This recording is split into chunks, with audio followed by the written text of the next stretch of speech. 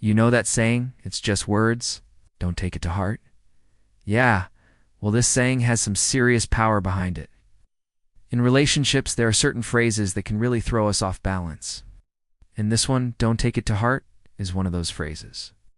At first glance, it might seem like a casual way of saying, oh, don't worry about it, it's no big deal. But under the surface, it's a phrase loaded with emotional control. It invalidates your feelings and shuts down any chance of an honest conversation. Let's break it down. When someone tells you don't take it to heart, they're basically saying don't let this affect you emotionally. In other words, your feelings aren't important. Your emotional response is something to be dismissed.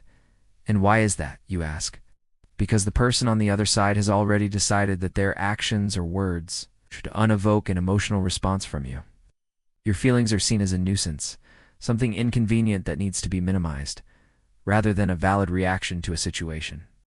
Now, think about the countless times you've probably heard this phrase.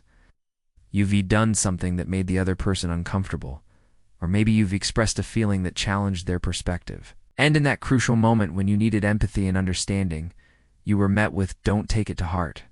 Instantly, your emotions become a burden, something you shouldn't have. Why is it always easier for us to dismiss our feelings than to examine the situation that caused them? Why do we tend to minimize our emotional experiences instead of addressing the source? This phrase is a classic example of emotional manipulation because it shifts the blame onto you. You start questioning yourself, wondering if you're overreacting or being too sensitive. Before you know it, you're in a tangled web of self-doubt.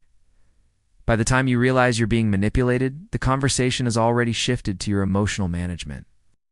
You're now the problem, not the words or actions of the other person. And that's the crux of emotional control.